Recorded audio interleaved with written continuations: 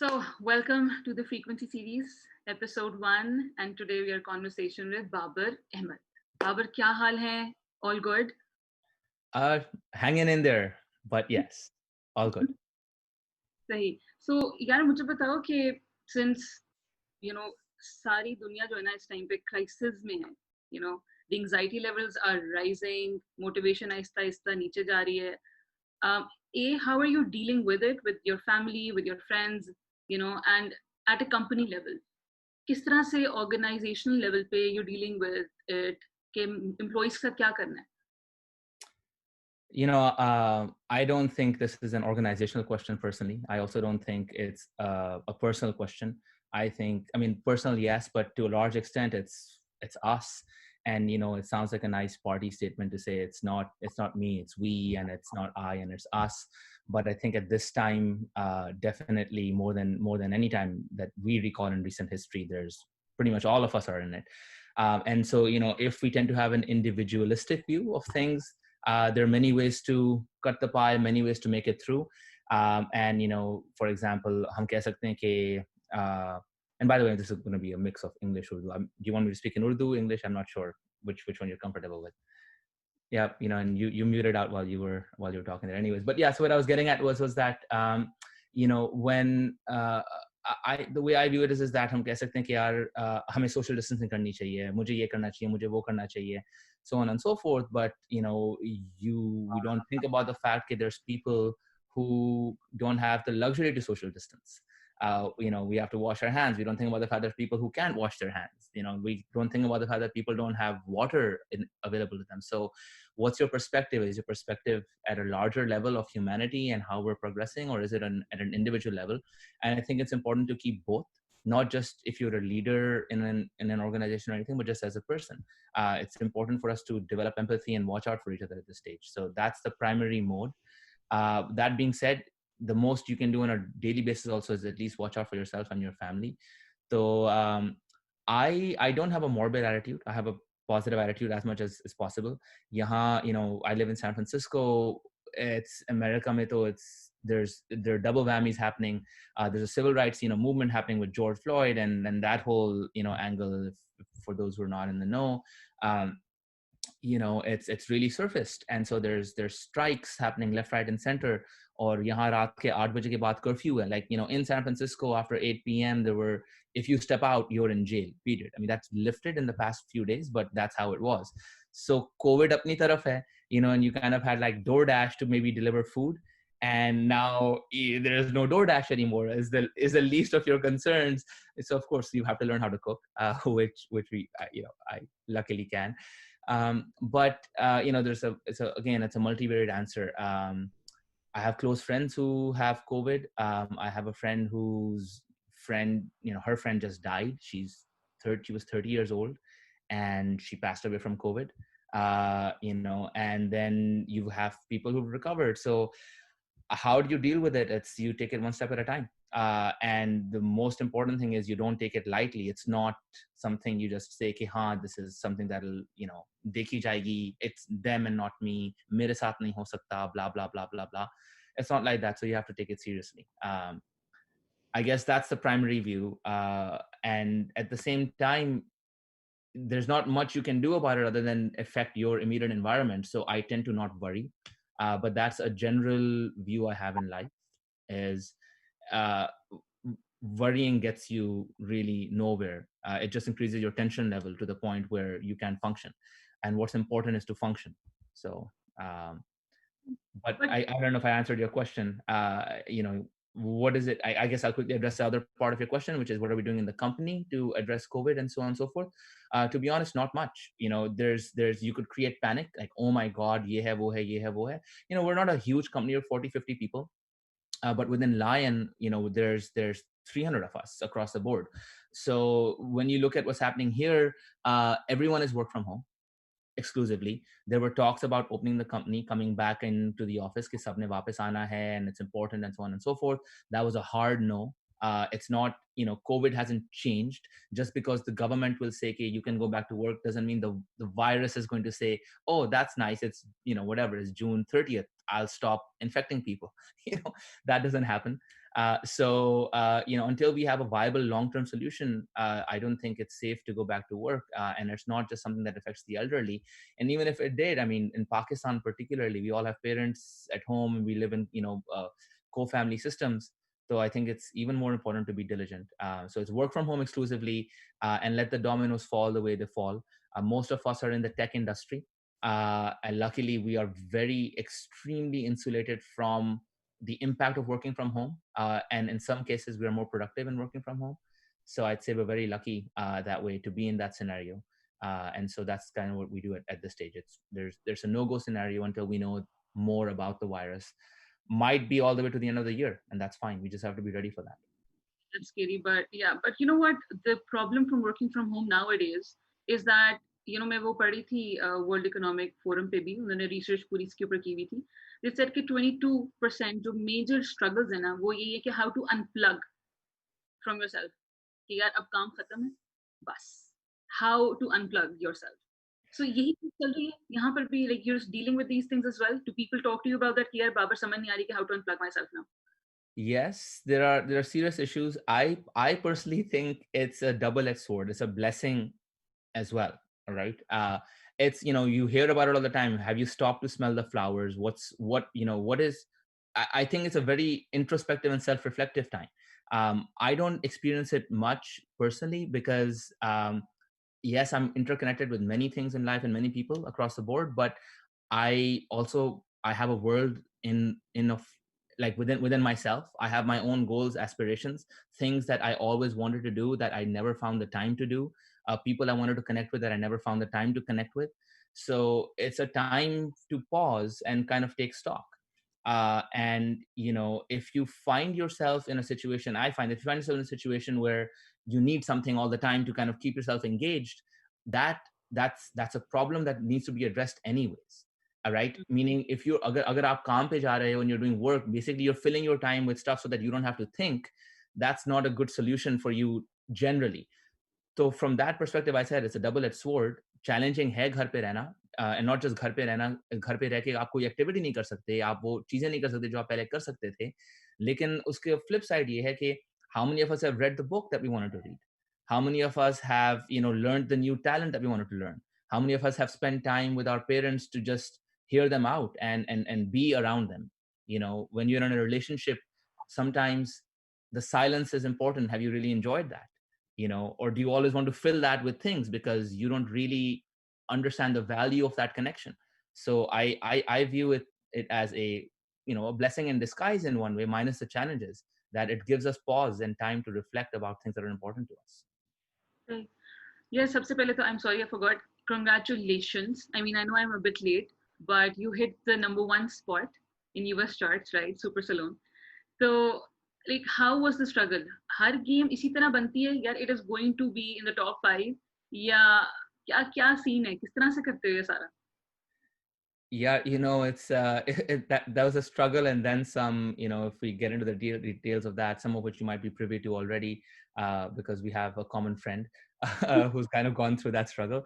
But putting that aside, I'd say hitting #1 is great, and you make noise about it, and so on and so forth, right? I'll say that openly. It's a vanity metric. And it's unfortunate that that's how the world works. You have to make noise about stuff. You have to say, yes, we won, and so on and so forth. But it doesn't really mean anything in the grand scheme of things. Yes, we were #1 in the world. That's huge. We had millions of downloads coming in every day, blah blah blah. The question is how much value have you created, I think, in the long term, and how that's that. So to me, it's not we did that, now we can go home and sleep well. To me, that's a stepping stone. Really, the value there is not hitting #1. The value there is showing that there are companies, small teams within any region of the world that can achieve very big things. Getting to that position is hard. The position itself is not important. It's the fact that getting there is hard, and you can do hard things. And that can be applied to any space, right? Be that you're building the best tech, and it has to be the best possible tech in the world. You're building a new ventilator. It's something that saved lives. You are, I don't know, selling mangoes, and you're just making or producing the best mangoes in the world. Whatever it is that you're doing, the fact that if you put your mind to it and you can achieve big things, I think that's a lesson there, and that's really important. And for us at Mindstorm, we've gone through such a roller coaster. And you can Google this kind of stuff, not with Mindstorm, but just generally when you see people who win right at the top, Olympic winners, anyone who's done anything meaningful, you kind of see the top of the podium where you're celebrating success. What you don't see is this massive list of failures and head banging things that you have to go through, like, to get there. And it's, can you last through that is really the question.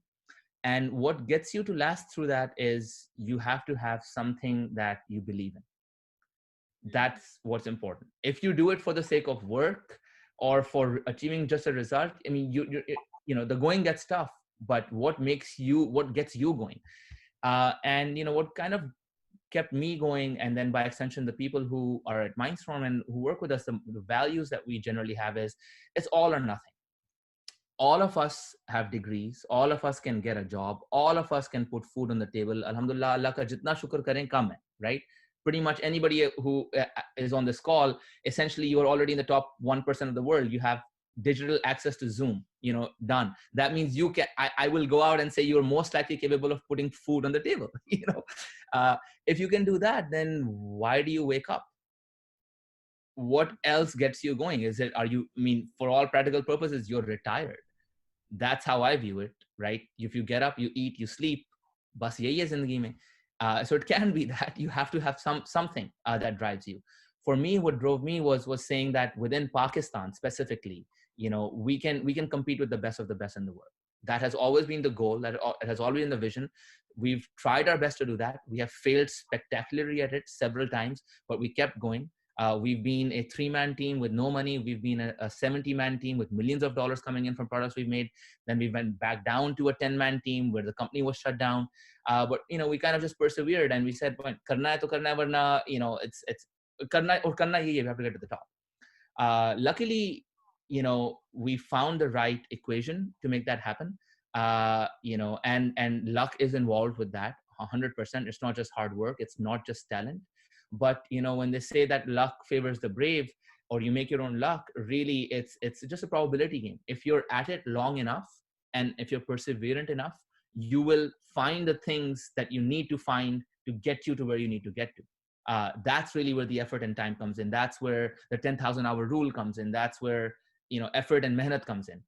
It's not just talent or ability. So I will say, alhamdulillah, we've been lucky, but we've also put in the work behind it to kind of help create that luck.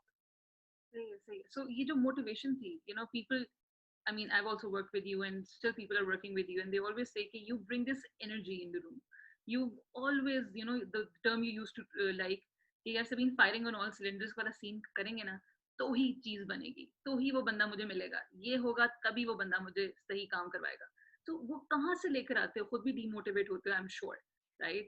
But show that in front of people. You're like, yeah, guys, let's do this. वो यार guys, let's do this हर बार से आ जाती है. It's not always on. For people who know me, there'll be times when I'm crawled up on a sofa just saying kahan phas gaya hu zindagi mein, right? We're all human. I think a lot of it comes from I am an extrovert. I derive energy from social interactions, and that's just a nature that people have in one way or the other. But I personally believe, and this comes from a very core level, it was there throughout when I was growing up also, that I just believe there's nothing that we can't accomplish. And that's a core belief that, I live my day in life with. Like, if you put your mind to something, or if we put our minds to something, you can achieve it, anything. And a big example of that is that, if I, it's a matter of motivation of what drives you. अगर मैं आज कहूँ कि guys, let's build I don't know, a piece of software that does, I don't know, it's an AI tool that hosts this conversation for us and replaces Sabine and does this interview with me one-on-one, right? With natural language processing. Let's say I said that. Oh, it's a hard problem to solve. Can we do it? Oh, bada cheetah banda hoga jisne ye kar lega. Oh my God, how are we going to get there? How are we going to create all of this? Who's going to do the NLP? Who's going to do the, the avatar creation, blah, blah, blah, blah. And when I look back, and when people ask those questions, I rewind the clock to the 40s, and we freaking split the atom with no computers. All right. when you look at nuclear science, and I ask anybody, how does a centrifuge work? How do you do that? It's like, wait, it's insane. And imagine right now, if even now, 60, 70, 80 years ahead, if we go back, I don't know how to do it. It's really hard stuff. It is magical science, right? But we could do that 70 years ago without any of the tools that we have right now. We could send a man to the moon back then. So why? It was only because the entire world was united in saying, ye karna hai ya marna hai, bas. It tells you the ability of what we all are capable of. And none of those people are different from you or me or anybody else. We're all this more or less the same with our own flavors of that. So I really believe in that capability. It's just a matter of channeling that to achieve bigger things. And so I don't live my life with day to day. When I was in my early 20s, I felt I was retired. When I had a job, I was like, this can be it. This can be life. So I felt I had to do more. And it's a learning process every day. It's true. I know it sounds like a cliche, but I do believe that every next day is special, because every next day is the first day of the rest of your life. And I know it sounds so cliched, but if you really sit and absorb what that means, it means you have the power to change your life the next day. You can do it if you want to. It's just, do you want to, or do you want to conform to the same stuff you've been doing throughout? And that's how I live my life, which makes me take big steps. And I'm happy taking those steps because I don't live with regrets. Babar बहुत बड़ी बातें सीख ली हैं, मुझे लगता है, मतलब बहुत बड़ी बातें सीख ली. इतनी मोटिवेशन मेरे में भी आ रही है ना, लेकिन है. It's not like that. Yeah, it's just a way of being. So true. Babar, काफी लोगों ने ना ये पूछा कि you did your bachelor's from Texas, then you moved to Stanford, electrical engineering की, but एकदम से कुछ हुआ कि यार मैंने पाकिस्तान जाना है, और कोई और कंपनी नहीं, गेमिंग कंपनी इन पाकिस्तान ही शुरू कर देनी है. And then the struggle we all know कि 12-13 साल की जो struggle थी, you saw. So ये shift, risk इतना लेने का, क्या you're a risky person, you like to take risks? Yeah, I do 100%. That it's part of living. And again, I guess I'll throw quotes and cliches here, but I do believe in them, right? I do believe that regret for the things that you have done, will diminish. Maine ye kiya, shit yaar, I shouldn't have done that. That regret will diminish over time. But regret for the things you haven't done, it's just completely inconsolable. Like, I wish I would have done that. Yeah, I can't live with that, right? I'm like, okay, if you wish you would have done that, then do it. So part of that for me was, while I was here, I was doing my grad school mein tha, and I was in the PhD program, and the Valley has its own magic at that time, and even now, there's people around you that are inspirational. There's people that are changing the world. And why are you on the sidelines observing that change? Why aren't you part of that change? So I felt that needs to happen. And so I couldn't be just an academic. I had to do something more meaningful. Even if it was academics, it had to be meaningful, which is where the PhD came from. But then मुझे ये लगा था कि अपने end पे कि I had a different set of skills that aren't just academically related. और काफी लोग हैं जो academically चीजें कर लेंगे फिर भी. But there's fewer people that can combine that with practical applications and implementation of things. I felt, maybe rightly or wrongly, that I was, or incorrectly, that I was capable of doing something. So there's only one way to find out, is to throw yourself into the fire. Why Pakistan? It was primarily because of my dad. He was very nationalistic. He's not with us anymore, but he we came from very humble beginnings. They were I'm the first generation out of a village. My parents were born in a village in Mandi Bhawadeen ke paas ek gaon hai called Ala. My dad was a construction worker, kind of got out with a lot of hard work and some luck. And I was born with a silver spoon. And when you look at the relatives, I do have relatives that are milking cows. I'm like, wow, all in one generation. So you feel you owe something for what you have, and so you have to give back. And I felt the right way to give back was to try and make a delta in Pakistan. There was that, and then plus certain things happen. I mean, you don't. I mean, you'll see this in life. You don't really plan your life. Some people do perfectly, and that's fine. I have a macro level plan of what I want to do, but I don't try and control the day to day. I let things flow. It's just that it's important to be nimble and be able to change your decisions quickly if things are not working out. And so yeah, I never lived in Pakistan, came back and explored it. Gaming happened very organically. I was teaching at LUMS, kind of full time at that stage, and my brother wanted to make a cricket game, and just because that's all he wanted to do, he said, I want to make a cricket game. And he needed help in coding the physics of the game. So I didn't know how to code, uh, but I could do physics. So I learned, whatever I needed to learn about graphics and engines and so on and so forth. And then I started helping with that. One thing led to the other, and here we are. But as I said, you don't really plan your life.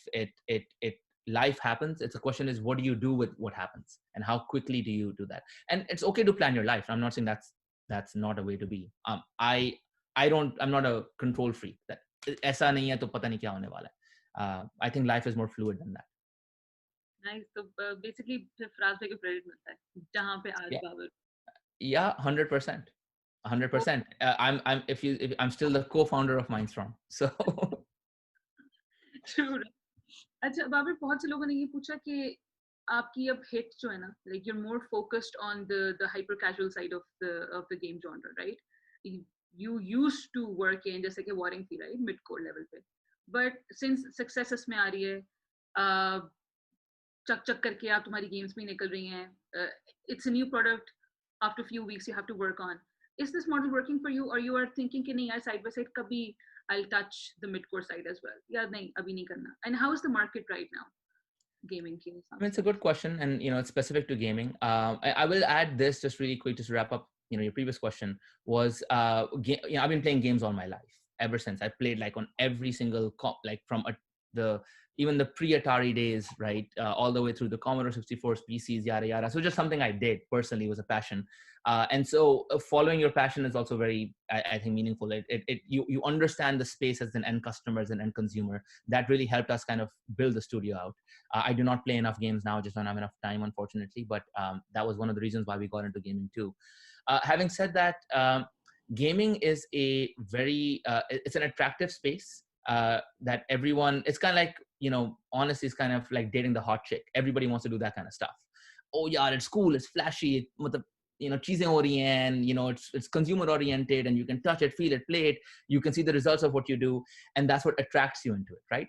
But having built real systems, I mean, I used to design ICs for comm systems that used to go into satellites before. We've built, I've seen the engineering side of things, and I will say that under the hood of game development is a very complicated, messy, challenging, difficult, laborious, and a pain in the ass world is the best way for me to define it. And there's a big reason for that. The big reason for that is that there is no one way to make a game. When I say make a game, the question is, what is a game? It's like saying make a drama or make a movie, or what is a movie? It can be anything you want it to be, right? Yes, there are formulas, yes, there are tropes, but not really. And so you have to start with something as broad as a whiteboard and nothing else. Put something on it from your mind. So the amount of creativity that you have to really tap into to make that come to life is super challenging. But that's just the creativity part, and you don't know if you're right or wrong. So how are you informing your creative side, right? That's also another challenge. But उसी चीज के साथ आपको इतनी एक technical know-how or depth आपने mate करनी होती है, attach करनी होती है उसी creativity के साथ to make something interactive. Having built mid-core games, or mid-core games are more complicated, large. Think of them as I won't say PC games, but a very large real-time strategy type games that take about a year to 2 years to make, with 20-30 people, with back-end systems, front-end systems.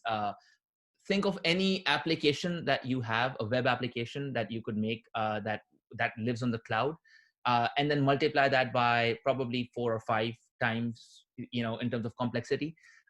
Primarily because those applications, the gaming applications, are interactive, where you don't even know what parts of the application people are going to interact with, right? If I have an accounting application, it's very functional. I know what an accountant is like. I know what an accountant thinks. I know what an accountant wants. I'll create functions that cater to the accountant.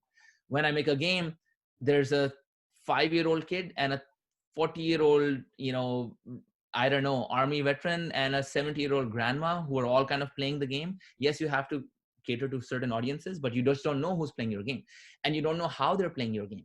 And so it's a mixture of creating a song, making a movie, writing a book, and building a very complicated website all in one. And if you can do all of that, welcome to the gaming industry. So, but that's the risk, right? If you are that person, or you have a team that's kind of like that, you can win big. But then coming to your point of, more core games and casual games, that's true of any market. If you look at Super Salon, the game that we launched that went to #1, I wouldn't say it's our best game. I wouldn't say that's a game I'm the most proud of. Definitely super proud of it and the team that we actually put together. We have made many, many more complicated games than that. Many more, and the same team has, right? But they didn't scale to where they needed to scale to.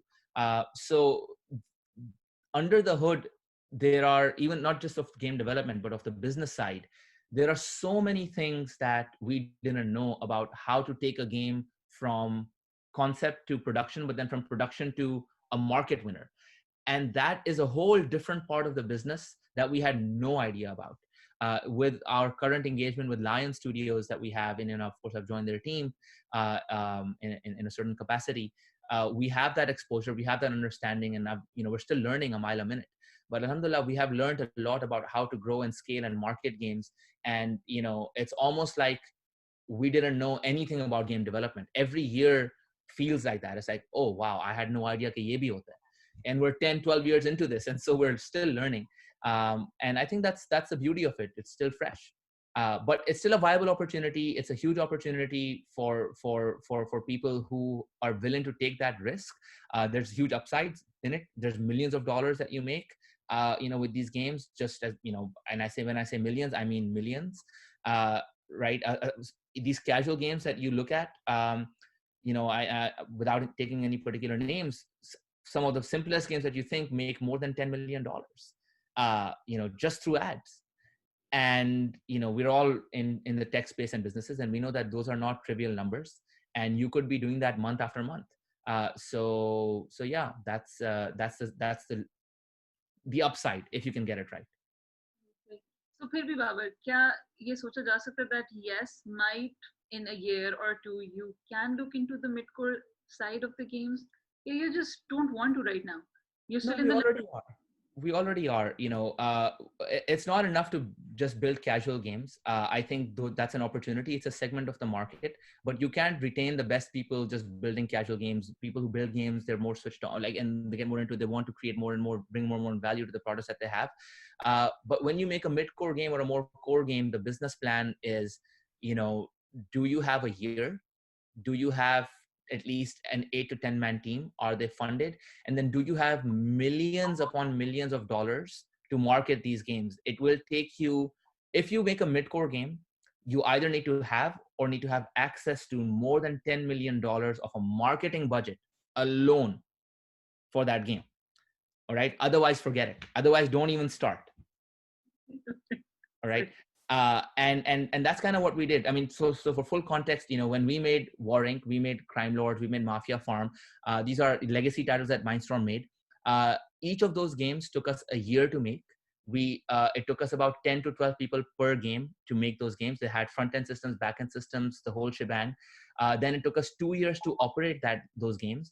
And each of those games made between $1 to $2 million, right? Which is great. It's not chump change. It's not something to laugh at. Alhamdulillah, it ran our businesses, right? But that time has gone. That market has gone. You can't just make that money now just by making a game. You have to market the product, all right? By the flip side of the token is other studios that made very similar games to ours, very, very similar games to what we made, but spend those 10, 20, $30 million in performance marketing for those games. They made hundreds of millions of dollars. We made 1 to 2, they made $1 to $200 million, right? And what they did with those $200 million is that they flooded the market with more content. and squeezed people like us out of the market, where you can't come in with an organic game saying bas mujhe bas midcore bas bana deni hai. You have to play at the big boys table, unfortunately, in that space. You could always get lucky, but you can't build a business on getting lucky. So yeah, you need to have the muscle or access to the muscle to play in that space. Hyper casual, not really. Hyper casual, you have a lot of opportunity even now because it's an emerging market. Right. Usually people were asking, since almost 500 plus games are in a single day are launched in an app store, सिर्फ अभी इतनी ही है, plus पता नहीं कितनी और होंगी. You have to compete with those. You have to compete with your own self कि यार पिछली गेम इस तरह की निकली थी, this was the creative element to it, now we have to come up with something very different. I mean, ये कहाँ से creativity, कहाँ से? सिर्फ तुम हो, बहुत से लोग हैं, कुछ पढ़ रहे होते हो, कुछ देखते हो तो यार यहाँ से आइडिया आ गया, क्या है ये scene? Well, so first off, it's about 2,000 roughly, games and stuff being submitted a day, updates, things and whatnot. So the market is in freaking sane, number one. Number two, it's not true that you have to make something different, right? Winning on the top. Okay, so we made a makeup game, right? Is that the first makeup game ever, Superstone, that got ever launched on the store? Absolutely not, right? Is it the best makeup game that ever got launched on the store? Absolutely not. All right. Was it number one? Absolutely yes. So what I'm trying to get at is that it's not true that you have to go and make the best product out there, right? What you have to do is make a good enough product such that people engage with it. And you have to make a good enough product that you know how to market. This is our core learning from, which I'm happy to share, from kind of beating our head against the wall. It is not build it and they will come. Absolutely not. You have to build it. You have to have a product plan. You have to have a marketing strategy around how to scale this stuff. And that is where that is really hard. So getting a good product or a good enough product is just your entry ticket into the race. You have just entered the Olympics, nothing else. You still have to go and win the freaking gold medal, and then you have to win it again and again for your country with, and compete across the board. It's super hard. That's where the marketing competition comes in. That's where the big dollars come in, right? So again, not for Super Salon, but just generally, there are millions of dollars being spent on growing these games. And that number is insane. That it's from a startup perspective, it's not even core startup territory anymore. You need to have access to marketing capital, and this is really important to understand for anybody even considering game development, or not just game development but product on the app store. The mobile industry has been growing for the longest time, and the smartphone industry has been growing, and in the past 10 years, right, we rode the coattails of that because the industry was growing and not saturated. Aap kuch bhi dal do to chal jayega, because you have new customers coming in every day, right? But when that reaches a peak, and it's kind of reaching a peak, and in many markets it already has reached a peak, right? So growth of smartphones stops, and if growth of smartphones stops, but all the tools to make content for those smartphones have become more available, easier, so the competition for those eyeballs has just gone through the roof, right? In the past, that competition wasn't there, and now the competition is insane. And when you have that competition, what do you do to win in that space, right? You have to market. It's like, can you make a better toothpaste than Colgate right now? 110%. You can make 110%. Anyone in this call can probably go home, learn some chemistry, and probably make a better toothpaste than Colgate, right? Can you get store shelf space at Al Fatah, right? If you know how to do that, please teach me, right? I would love to know, all right? That is really hard stuff, all right? And so it's not about building the product. It's a different problem that you have to solve. And that's what we at Mindstorm now have gotten really good at. We understand how to solve that problem. So yes, there's a creative process. Yes, there is still creativity in building our products, but we don't say make the most crazy innovative thing. It's whatever you make it really good, and make sure that it's marketable, right? That's a secret sauce. And both of those have to work. You can't build in a black box anymore. It's not, Sabine, what's your idea? Ye idea bas chal yaar ye karte hain. It's not like that anymore. It's, what's your idea? Oh, that's a good idea. Can we produce it? Sure, we can produce it. Is it viable in the market? We have to identify, and we have our own methodology of trying to identify whether your idea would be viable in the market or not. And if we feel there's market viability, then we go and produce it. Then we test it. We test whether our hypothesis for that market viability was valid. We could have been wrong, right? We fail at that test, we kill the product. You don't fail at the test, you think it's viable, we then start scaling it. And that's a whole different question. Just because it's viable doesn't mean it's scalable. So when you scale it, other things start coming to light. And so yeah, it's a mixture of many things that have to come together for us to reach that holy grail of hitting number one. But we figured it out now, and alhamdulillah, I think we're in a very good spot. There's no reason why there won't be more hits coming out. It's interesting times. So Babar, what if I have a game, okay, and I reach you, okay, yeah, you know what, this is my product. What do you think about it? If you like it, can we in some capacity launch it together, or maybe work something out in that business model? Is there a capacity where you're looking at these things as well, or it's just your own thing, nothing to invest in, no outside ideas are welcomed? No, that's appreciate the question. So one of the things that we were doing at Mindstorm was one of the mandates at Mindstorm was to build Pakistan, or help build Pakistan's gaming industry. That was always one of the mandates that we had, because the bigger picture of coming back to Pakistan was to do something for the country, and that doesn't come by building a company just for yourself. If it was self-serving, I could have done 10 things here in the US. So our initial thought was that we first try and pave the path by doing. अगर हम खुद नहीं कर सकते तो how I'm not in a position to come and say, Sabine, let me help you. I haven't done anything meaningful myself. How can I help you? I think we've reached a point where we now know a lot more about the space and know how to achieve success. And given that, what we've done is that we've kicked off an initiative, and that we'll be announcing that soon. You'll see that across social media very, very shortly. It's called the M Labs Initiative. Think of it as a Y Combinator for game development in Pakistan. That's primarily what it is. Take Plan 9, take all of those, the startup incubators, but not startup incubators. It's specifically for game development, where our thought is that if someone wants to really, develop games, and we feel that they're good enough to participate in that space, then we want to give them a shot, a full shot at it. And a full shot at it means we'll finance them, we'll fund them, we'll give them a stipend. We'll help them build the game out. We will, and we'll teach them whatever we can teach them, and that's something that people within Mindstorm will be participating in across the board. We've already kicked off the lab. We've secured physical space for it. We've created the plans for it. We've already have 3 teams that we've signed up initially. And we're going to be running cohorts, so every 3 months we're going to bring in new teams. If this thing takes off, hopefully we will see anywhere between 3 to 10 teams working simultaneously under the M Labs initiative, where we'll help other people build games and find success. And if those people want to, those teams want to continue working with us, by all means they can join us. If they want to continue working on their own, that's totally fine as well. They're free to run their own studios, and we can help.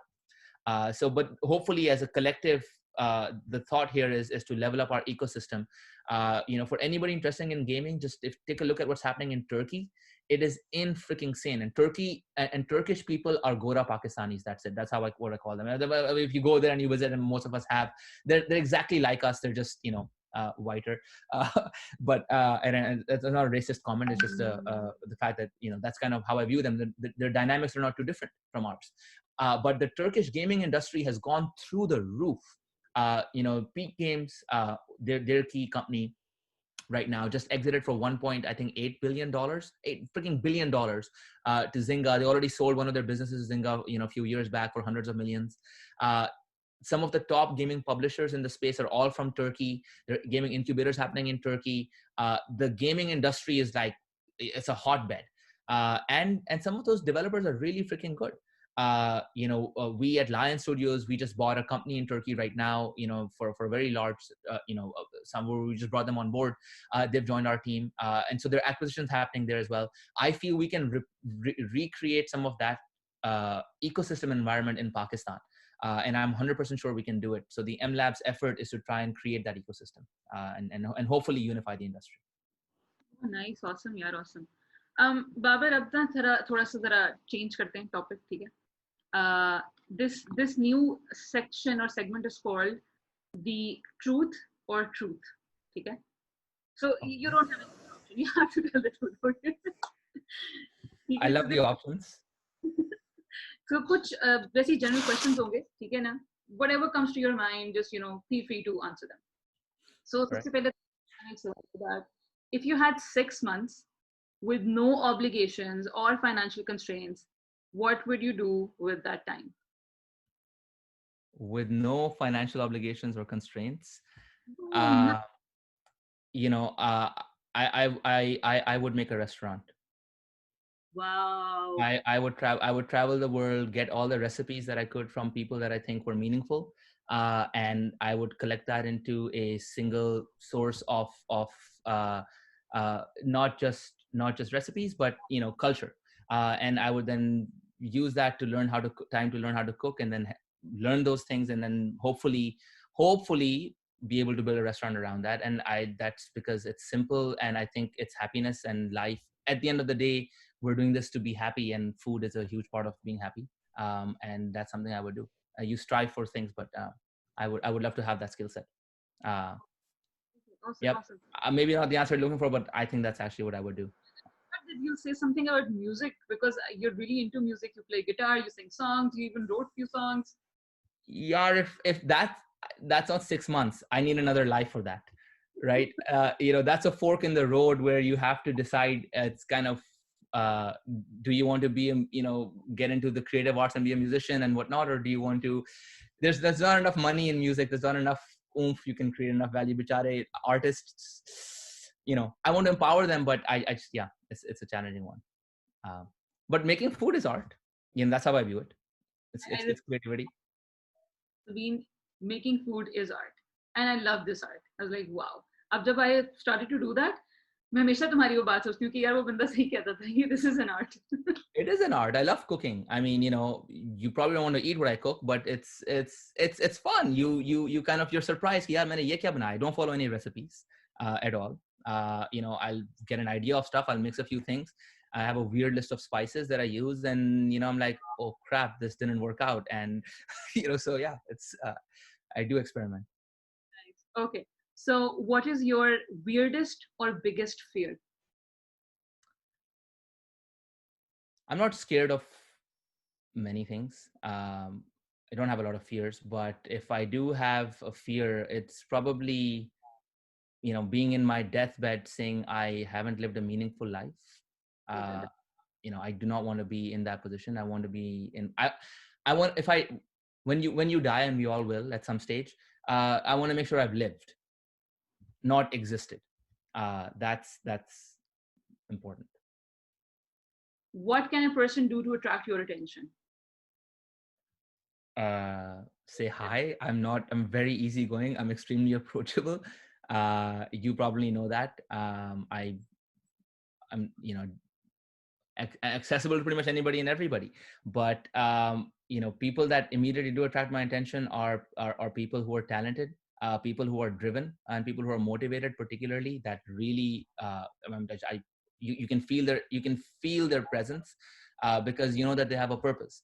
And if you're purposeful, I'm like, wow, okay, I'll pick you out immediately in a crowd. And you can tell with the way they walk, the way they talk, the way there's, it's like they need to get somewhere. That energy, I think, is really important. But on a more practical level, the way to attract my attention, I guess, is literally just an outreach. I have a very hard time saying no. Let's put it out there. And you know that it's like how you got me onto this call, right? Just, yeah, I know, you can cover your eyes, right? That's how you attract my attention. So just so that everyone else knows, right? It's like, she's not like, hey, may I have your time to do this? She's like, all right, bro, tomorrow 11 o'clock, be there or you're dead. I'm like, okay. Right, that's how you get stuff done. So yeah, it works. So much. Okay, the next one is, do you have any talent that you consider is useless, but it's a talent you consider? That's a good question. Let me think. uh yeah, I probably have a couple. I can take a bag of M&Ms. I can toss them up like a cricket throw, as high as it can possibly go, like a single M&M, and I can catch it in my mouth. And I can do that for the whole bag without dropping a single M&M. And people didn't believe me until I did it, and they're like, "Okay, that's great," except you just see me with a mouth open, going catching stuff. I don't know what I do with that, but I can catch things with my mouth. Let's put it that way. Okay, nice. Awesome. Maybe a job in the circus if in another life. Okay, this one is like, I like this one. Have you ever wished to meet any fictional character in real life and what that character is? पीछे background को देख के दर्ज करूं या वैसे तुम बताओगे? A fictional character in real life. Yeah, I mean, no, it's not going to be Marvel and Doctor Strange. Who would I like to meet? I don't know. I am inspired by, again, it's a cliche. I'm inspired by Stark. I'm not gonna put out I would love to meet that leader and so on and so forth. And I wish I had, maybe a moment or a fly on the wall with Stalin and Hitler just to see how they think. Yeah, I am inspired by trying to be, for us to kind of have the level of like ability to do stuff like at Stark's level. His raw intelligence does inspire me. I think with the amount of, again, it's fictional characters here, right? So don't judge me. But I think some of the things that we can be doing in the very near future are not too far off from what we see on TV. And so, yeah. I'm a little quirky that way, where I believe in the impossible. I believe that stuff that Musk is doing, I think, is very, very spot on. I'll probably cryo freeze myself at some stage. I'm guessing just to see what 1,000 years in the future looks like. I don't know, but yeah, it's probably not the answer you're looking for, but probably be Stark if I could pick one off the top of my head immediately. Okay, nice. Okay. So the next thing is, would you rather? So you have to pick whatever I'll tell you. I'll give you two options. So would you rather do this or that? Okay. Man, these sound like party games, and this does not sound like the forum for this stuff. This is like, hey, this is our first date, and we need to get to know each other. So why don't we play the would you rather so that we can find out more about each other? No, so I mean, but all right, I'll give it a shot. Yes, Sabine, would I rather what? Would you rather look into the future or read people's mind? Read people's mind? Read people's mind? No. I'm just asking. That was a question. I think definitely look into the future. I think reading people's minds is something that we all should be doing on a regular basis anyways, because it's not that hard to do. So I would much rather look into the future. Okay, cool. Would you rather look old from neck down or look old from neck up? All right, this is absolutely a wrong question. All right. Everybody who thinks it's a wrong question, please have some reaction come up over here. Is it just me or is this weird? Like, all right. Here's my answer. All right. I would rather not look old, period. All right. And particularly not anywhere around the neck, up or down. All right. And I try not to. Okay. Both neck up and neck down. Like the sensitive area, Babar ka maine touch kar diye. Wait a second, what do you want me to show? And what's the next question? Do you have six-pack abs? Do you want, like, please lift up your shirt and show us your six-pack? I'm like, what's coming up here? That will be odd side, like, bear with me, okay? All right. Would you eat shit that tasted like chocolate or eat chocolate that tasted like crap? What? Obviously, it's the latter, and it's a former where it's about managing your perception. And can you manage the perception? There's actually some pretty interesting experiments that are done. If यहाँ Exploratorium hai, SF mein, they have this thing where there's a water cooler, all right, and there's no water. मतलब आप एक आपको पानी नहीं मिल रहा, लेकिन वहाँ water cooler है, but the water cooler shape is like a toilet bowl, all right. Okay. But it's a super clean, nice water spout. Like, you have to put your head in the toilet bowl to drink the water, and people just like, oh my god, I can't have that water. So it's My answer is I can't have that water. So definitely, I do not want to eat anything ever that tastes like crap. Okay, okay, awesome. So, acha, we're running out of time, but I'm going to skip to the last section, which is the Q&A session. All right. I'm really glad that's happening, by the way. So that is so mean, Babar. I'm gonna warn whoever next is up on your show, man. Hey, hey, listen, just be prepared, all right? It's neck up or neck down. I don't know. All this tech stuff, put that aside for a minute. But sorry, carry on. So, someone asked, according to you, what is the future of hyper casual games? I think you did answer that. I'll give you a concise answer. It's very strong, very viable, still here for the foreseeable future. But you have to find publishing partners to grow your games. Strong bet, find publishers. You can win. Okay, I really like the next question. How do you manage to look so young? I will say I'm lucky.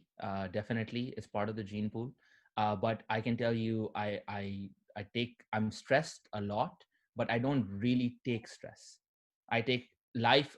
My view on life is a board game, and you are playing a board game, right? And that's how I view it. And if that's the case, then when you're playing a board game, stuff happens and you lose. But if you lose, it's not the end of the world. As long as you're healthy and you can, as I said, put food on the table, what are you stressed about? That's how I view life. And I think the stress is a huge killer of your libido, of your energy, of your youth, of the time that you have. That's one. The other thing is that I do what makes me happy. I'm not afraid of doing that. And so I know these are things. It's not, hey, diet and all of that stuff aside. You could have the best diet if you're not happy. It's going to show on your face. I try and stay happy despite challenges, despite problems. Next is, why aren't many gaming studios in Pakistan developing games for large platforms like PC, PlayStation, etc.? Do you have any plans?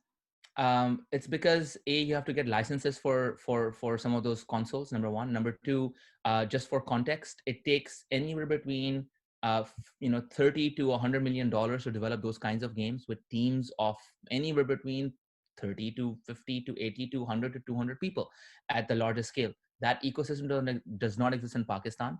Can you do indie games on those consoles? Yes, you can. I think there's room for that now, particularly more so in the past, and you can launch on Steam as well. The problem is, again, it takes a year, and to build anything viable. And the real answer, behind that is that those studios then need investments, and Pakistan ka investment ecosystem did not exist until now for these kind of ventures. But now the investments are available. There are VCs available willing to bet in that space. So you need capital. You're not going to have a product for a year. You don't even know if that product is going to work out. Imagine me investing in your business. Under what context would I invest? So you have to be a little crazy to want to do that. For me, I sold my mom's car. That's how I invested in the business. Sold her car, got the money that we had from that, and put that into making a game because nobody would give us money. That's why there aren't any PC on console games. It's just much harder, much longer, much larger. But there will be, I think, in the coming few years. That being said, there will be, but it's not yet. Another few years. It's said that video games can help develop empathy. Is that true? Depends on who it's your which part of the spectrum you're talking about. Do video games help develop empathy in consumers? Yes and no. That's a function of the game itself. Have you made a game that asks those questions and designed around that? But if you look at it from a developer's standpoint, that is 110% true, because the secret to building a good product, and not just a game but a good product, is to have empathy. And having empathy ka matlab ye hai ki you have to be able to put yourself in the other person's shoes and be able to perceive the product from their lens and build something for their cases. That means you have to have almost an out of body experience. And if you can do that, that's great. And that's true of any product. For games, especially so, because games are very interactive. So it's not just let me build something for someone who wants to buy a car and see how they might want to go to the website. It's I have to build something for someone and they have to touch it, feel it, see it, and I have to respond to them. So it's almost like this thing has to be a conversation between you and the other person. So it's very much true, and it's a very good skill set to have. Awesome, awesome. What's the most challenging aspect of your role for you, and how can you become a great team leader? I think the hardest role, that most leaders have is managing people. Um, and you can build stuff. When you start building things, you're like, yaar, ye mushkil hai. Oh, yaar, ye to bada aasan hone wala, main bas bana deta hu. That's fine. What you realize is that building stuff is just 10-20% of the problem. Imagine having, uh, 50 autonomous agents, AI, the ultimate AI, which is a human being. Imagine having 50 of those, quote unquote, working under you, right? I don't know what you're going to do tomorrow morning. I don't know that you're going to get up and burn the company down. I don't know that you're going to get up and leave or make the best go. I don't know what you're going to do. And then it's not just a me to you problem. It's you interfacing with multiple people. And that's a very, very dynamic environment to create. So as a leader, you have to create a sense, a vision, a position, a belief system that people kind of adhere to. And if you create that system, people start automatically not falling in line, but automatically being productive. But understanding how to create that, understanding how to manage that while still achieving your business goals, very, very, very hard. So, and I think it's not everybody's cup of tea. One of the biggest mistakes that we make is, oh, you're a senior engineer, you're a senior artist, you're a senior blah, blah, blah. So now you become a manager. We're screwed. Not everybody is cut out to be a manager because it requires a very particular kind of skill set. I had no idea. I was just an engineer to begin with. And those are things I had to learn on the fly. And it came from empathy, interestingly so, where you have to apply that to people. So I think doing that is very challenging. And at the same time, one of the ways best ways to be a leader is to be a very good listener. You have to be able to take in a lot of input from people, and people need to feel that they're heard. That's how they feel that they're a cohesive part of the team. And then you have to be very decisive. You cannot, and those sound like simple things, but they're not that simple. Being a good listener, and then being able to make a decision, not about making the right decision. You just don't know whether you make the right decision, but you have to make a decision. And people need to know that, all right, fine, if I'm working with this person, that he'll take me in a direction. It's my choice to follow him or not, but at least he has a direction. If you're indecisive, you're dead. Awesome. So, Acha Babar, एक और question है. Let it be the last one. Have you planned AR/VR games probably requiring less marketing effort as we don't see them? If not, what could be the reason? So AR and VR are cool. They're trendy. They're sexy. They're happening. Yada yada, so on and so forth, and they make no money. Right? You want to have fun? Make an AR/VR game. You want to make money? Right? Don't make an AR/VR game. Where are we on that spectrum? We want to have fun while making money. So our goal is not to say, oh, we have to make $100 million. Yes, we want to make $100 million, but that's not what drives us, right? What drives us is to build the best product that can run a business that we can scale. The AR/VR business landscape is very challenging, and the primary reason for that, and AR is better than VR for sure, is that the platforms that they're on have not evolved to that point yet. I can tell you where it'll start becoming really cool. The day that you can literally have, what your Mission Impossible, you've got the secret agent lens, right, where you just put in the lens and the lens becomes an augmented reality interface for you, right, and speech becomes the interface for stuff along with your hands. At that stage, AR/VR game market will be a very viable market, and that device needs to cost less than $100, maybe $50, right? An affordable device. If you don't have that, you don't have a core market. And if you don't have a market, building products for that market, don't work. And that's not a pipe dream. 5 years and you're already there. I mean, it's, we're already there experimentally, and these things are already, in development right now. But 5 years or so before it comes to market. That's it, Babar. Finally, you and me both survived this conversation, right? Shakal mat bana, achhi thi, theek hai? Yeah, it was great. I had a great time. It was phenomenal. I'm just kidding. It was wonderful. No, I really appreciate the effort that you're taking, particularly in this time, of weirdness that we live in. And it is a strange time, but I think this is a great effort. So really appreciate you, and I'm humbled by you having me here, and considering this conversation worthwhile in any fashion. So appreciate that.